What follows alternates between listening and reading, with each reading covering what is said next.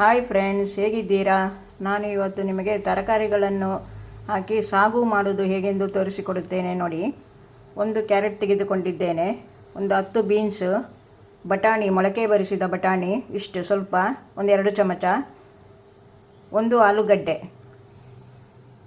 ಸ್ವಲ್ಪ ಕೊತ್ತಂಬರಿ ಸೊಪ್ಪು, ಸಣ್ಣ ಚಮಚದಲ್ಲಿ ಉಪ್ಪು ಸ್ವಲ್ಪ, ಒಂದು 10 ಗೋಡಂಬಿ, ಇದು ಸೋಂಪು, ಬಡೆ ಸೋಂಪು ಅಂತ ಹೇಳ್ತಾರಲ್ಲ ಅದು, ಚಕ್ಕೆ ಸ್ವಲ್ಪ, ಜೀರಿಗೆ, ಕಡಲೆಪಪ್ಪು, ಲವಂಗ ಮತ್ತು ಕಾಳುಮೆಣಸು ಒಂದು 5 ಅಷ್ಟೇ. ಸ್ವಲ್ಪ ತೆಂಗಿನ ತುರಿ ತೆಗೆದುಕೊಳ್ಳಬೇಕು. ಈ ತರಕಾರಿಗಳನ್ನೆಲ್ಲ ಹಚ್ಚಿಕೊಂಡು ಬರುವ. ಈಗ ಇದನ್ನೆಲ್ಲ ಮಿಕ್ಸಿಗೆ ಹಾಕಿ ರುಬ್ಬಿಕೊಂಡು ಬರುವ. 3/4 ಬೌಲ್ ತೆಂಗಿನ ತುರಿ ತೆಗೆದುಕೊಂಡಿದ್ದೇನೆ, ಸ್ವಲ್ಪ ಕರಿಬೇವಿನ ಎಲೆ, ಕೊತ್ತಂಬರಿ ಸೊಪ್ಪು ಇಷ್ಟು, ಗೋಡಂಬಿ, ಪುಟಾಣಿ ಈ ಚಮಚದಲ್ಲಿ ತೆಗೆದುಕೊಳ್ಳಿ.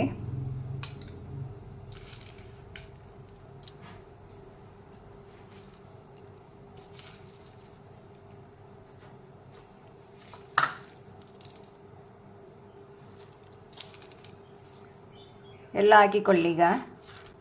ಇದನ್ನು ಎಲ್ಲ ರುಬ್ಬಿಕೊಂಡು ಬರುವ. ಈಗ ರುಬ್ಬಿಕೊಂಡಾಗಿದೆ. ಇದಕ್ಕೆ 3 ಮೆಣಸನ್ನು ಸಹ ಹಾಕಿ ರುಬ್ಬಿಕೊಳ್ಳಿ. ತರಕಾರಿಯನ್ನು ಸ್ವಲ್ಪ ಉಪ್ಪು ಹಾಕಿಕೊಂಡು ಬೇಯಿಸಿಕೊಂಡಾಗಿದೆ. ಬಟಾಣಿಯನ್ನು ಸಹ ಬೇಯಿಸಿಕೊಂಡಿದ್ದೇನೆ, ರುಬ್ಬಿಕೊಂಡಾಗಿದೆ. ಈ ಚಮಚದಲ್ಲಿ ಕಾಲು ಚಮಚ ಹಾಕಿಕೊಂಡಿದ್ದೇನೆ ಉಪ್ಪು. ಹೀಗೆ ಹೇಗೆ ಮಾಡುವುದೆಂದು ತೋರಿಸುವ. ಬೇಯಿಸಿಟ್ಟುಕೊಂಡ ತರಕಾರಿಯನ್ನು ಹಾಕಿ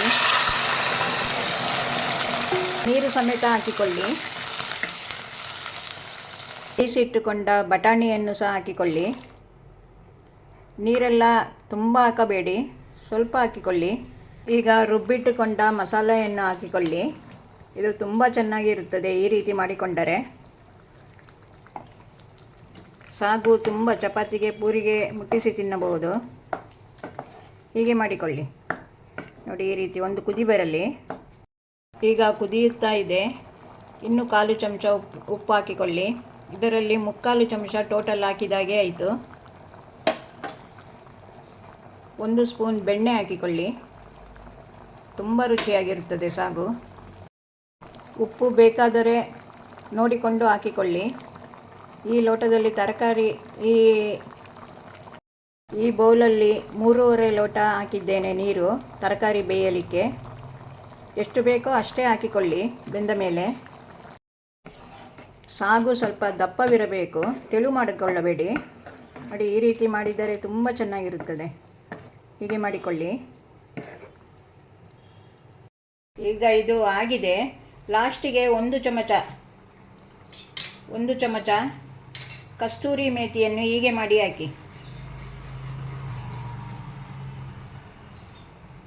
ಮತ್ತೆ ಆಫ್ ಮಾಡಿಬಿಡಿ. ಘಮಘಮಿಸುವ ಸಾಗು ತಯಾರಾಯಿತು ನೋಡಿ. ಎಷ್ಟು ಚೆನ್ನಾಗಿ ಬಂದಿದೆ ನೋಡಿ. ಈ ರೀತಿ ಬರಬೇಕು. ಇದು ನಿಮಗೆ ಇಷ್ಟವಾದರೆ ಲೈಕ್ ಮಾಡಿ, ಸಬ್ಸ್ಕ್ರೈಬ್ ಮಾಡಿ, ಶೇರ್ ಮಾಡಿ ಫ್ರೆಂಡ್ಸ್. ಇನ್ನೊಂದು ವಿಡಿಯೋದಲ್ಲಿ ಸಿಗುತ್ತೇನೆ. ಬಾಯ್.